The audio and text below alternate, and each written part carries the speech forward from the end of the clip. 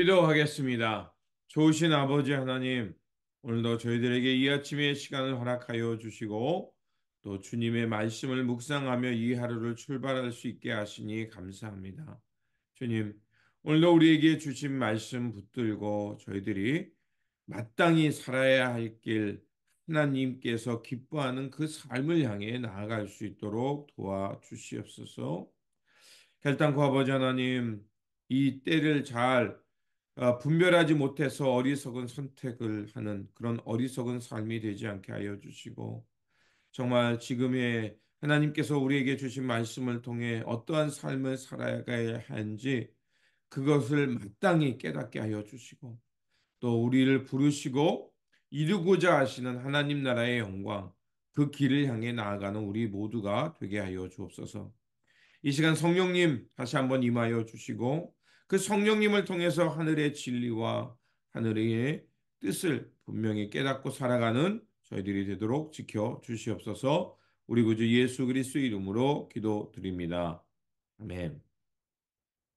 오늘 우리에게 주신 말씀은 열왕기상 13장 11절에서 19절입니다. 그 무렵에 늙은 예언자가 베델에 살고 있었다. 그의 아들들 가운데 하나가 와서 그날 베델에 하나님의 사람이 한 일과 그가 왕에게 말한 내용을 모두 아버지에게 말하였다. 그러자 그들의 아버지가 그들에게 그가 어느 길로 돌아갔느냐 하고 물었다. 그의 아들들은 유다로부터 온 하나님의 사람이 돌아간 길을 말하였다. 그 말을 듣고서 그들의 아버지는 곧 그의 아들들에게 말하였다. 내가 타고 갈 나귀의 안장을 얹어다오. 그들이 아버지가 타고 갈 나귀의 안장을 얻으니 그는 나귀를 타고서 하나님의 사람을 뒤쫓아갔다. 마침내 그는 상수리 나무 아래에 앉아 있는 하나님의 사람을 보고 물었다. 그대가 유다로부터 온 하나님의 사람이요. 그러자 그가 대답하였다. 그렇습니다. 그는 하나님의 사람에게 말하였다. 함께 우리 집으로 가서 무엇을 좀 잡수시고 가십시오. 하나님의 사람은 대답하였다. 나는 노인 어른과 함께 돌아가서 노인의 어른 집에 들어갈 수 없습니다. 또 이곳에서는 누구와 함께 밥을 먹어도 안 되고 물을 마셔도 안 됩니다. 주님께서 나에게 명하시기를 여기에서는 밥도 먹지 말고 물도 마시지 말고 온 길로 되돌아가지도 말라고 하셨습니다. 그래서 그는 하나님의 사람에게 이렇게 말하였다. 나도 그대와 같은 예언자요. 주님께서 천사를 보내셔서 나에게 말씀하시기를 그대를 내 집으로 데리고 가서 밥도 대접하고 마실 물도 대접하라고 하셨소. 그런데 그것은 거짓말이었다. 이렇게 해서 하나님의 사람은 이 늙은 예언자와 함께 가서 그의 집에서 밥을 먹고 물도 마셨다. 아멘. 오늘 본문 말씀은 하나님께서 북이스라엘 향한, 특별히 여로보암 왕을 향한 경고의 말씀입니다. 그리고 그 길에 돌아가는 길에 하나님의 사람에게 있었던 일을 전해주고 있습니다. 여로보암 왕은 북이스라엘의 열 지파로 나라를 세우게 됩니다. 그런데 그 왕은 사람들이 절기 때마다 예루살렘에 가서 하나님 앞에 제물을 드리고 번제를 드리는 것을 두려워해서 그 베델과 단의 금송아지 제단을 만들고서 여기서 예루살렘처럼 제사를 드리면 된다. 그리고 이 금송아지가 애굽에서 우리를 구출해낸 하나님이다. 이렇게까지 하게 됩니다. 그러자 하나님께서 이거에 진노하신 거죠. 북이스라엘 사람들이 예루살렘에 갔다가 그들에게 동화돼서 다시 르호보암 왕회로 가는 것을 두려워했던 것입니다. 그래서 베델과 단의 제단을 쌓고서 마치 솔로몬이 예루살렘 성전을 봉헌하고 하나님 앞에 그 번제를 드린 것처럼 그도 똑같이 합니다. 하지만 하나님께서 그에게 제단을 쌓으라고 말하지도 않았고요. 그 여로보암에게 하나님께서는 그냥 열 지파를 떼서 다른 나라를 세운 게 아니라 그 하나님의 백성으로서 하나님의 말씀을 지켜가는 그런 백성이 되라고 말씀하는 것입니다. 하지만 여로보암은 자기의 길을 갔던 겁니다. 그렇게 하나님께서는 그 왕조와 그 재단을 용인할 수 없었던 겁니다. 그래서 하나님께서 익명의 선지자를 보냅니다. 그리고서 그가 그 여로보암이 만든 재단을 향해 하나님께서 하나님의 뜻을 전하게 합니다. 그게 2절에 나옵니다. 그는 그 재단 쪽을 보고서 주님께 받은 말씀을 외쳤다. 재단아, 재단아, 나 주가 말한다. 다윗의 가문에서 한 아들이 태어났다. 그 이름은 요시아다. 그가 너희 위에 분향하는 산당의 제사장들을 너희 위에 죽여서 제물로 바칠 것이며 또 그가 너희 위에서 그 제사장들의 뼈를 태울 것이다. 이 말씀대로 요시아 왕 때 그 종교개혁이 일어나서 이 제단들을 다 헐어버립니다.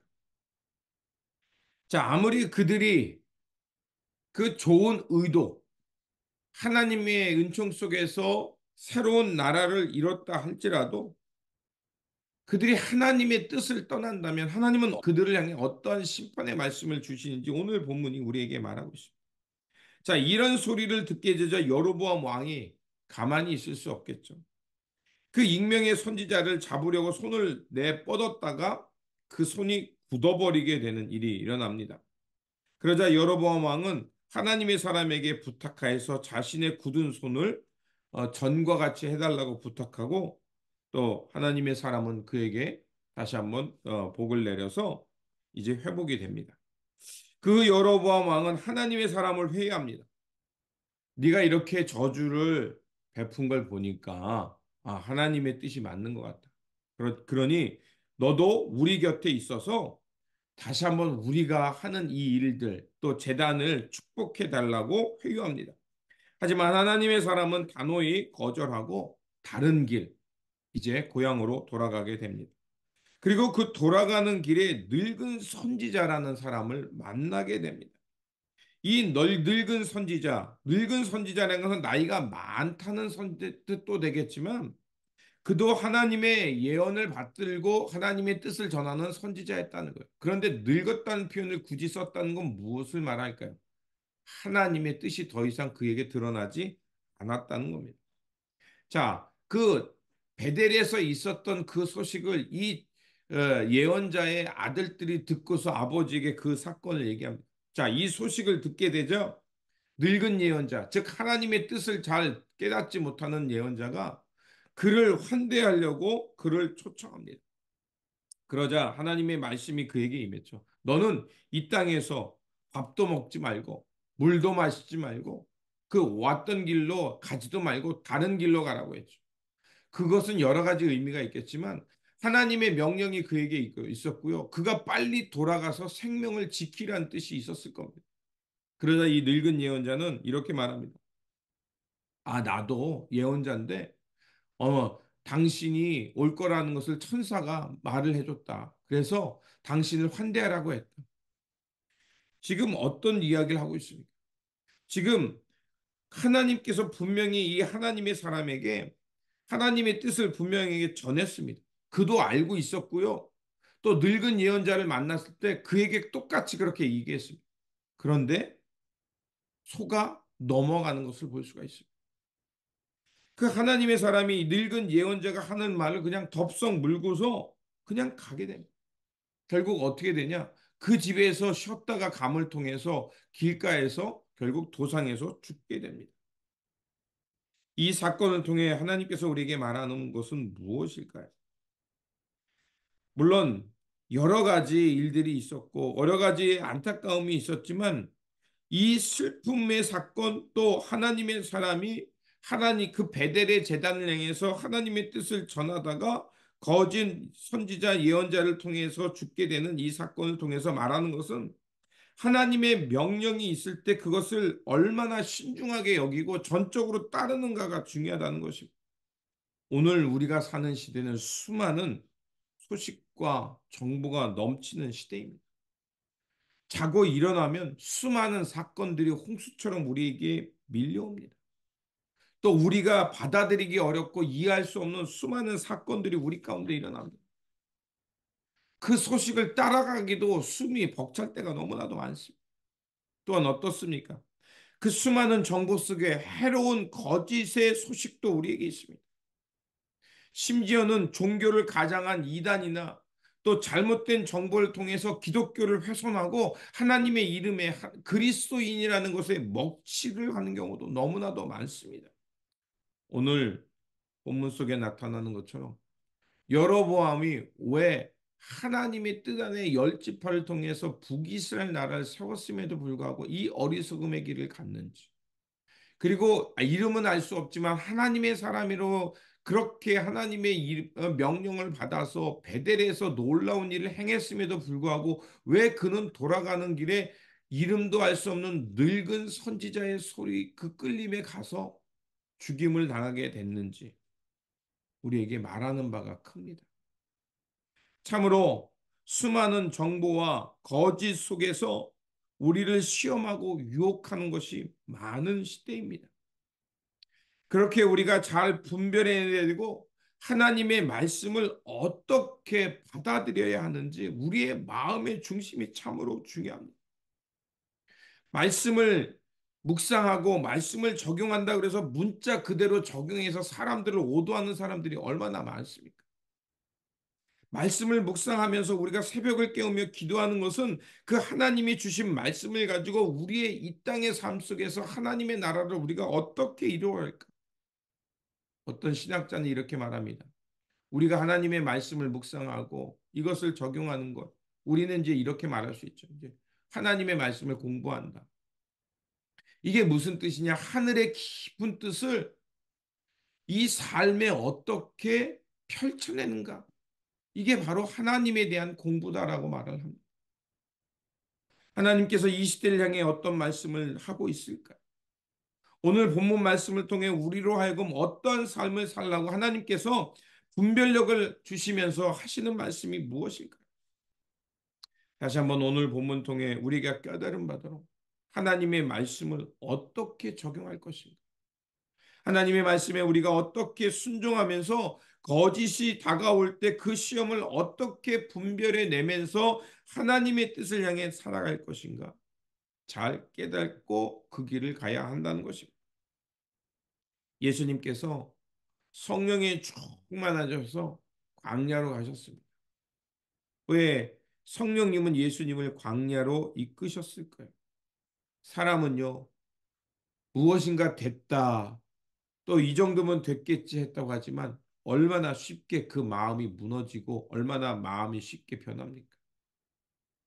예수님은 광야에서 하나님의 뜻을 묻고 하나님 나라의 삶을 향해 어떻게 살까 기도하는 중에 인간의 욕망, 인간의 그 본능적인 욕구, 이런 것들이 결국 다가와 예수님을 시험하는 것을 들으셨습니다. 그때 주님은 어떻게 하셨습니까? 하나님의 말씀을 통해 이 시험의 근본을 파헤쳤고 그리고 그 시험을 하나님의 말씀을 통해 물리침을 통해서 사람의 본능, 욕구조차도 예수님을 흔들 수 없는 하나님으로부터의 거듭남, 죽음조차 세상의 위협조차 예수님을 흔들 수 없는 그 깊은 존재로 예수님은 변화되셨던 겁니다. 그렇습니다.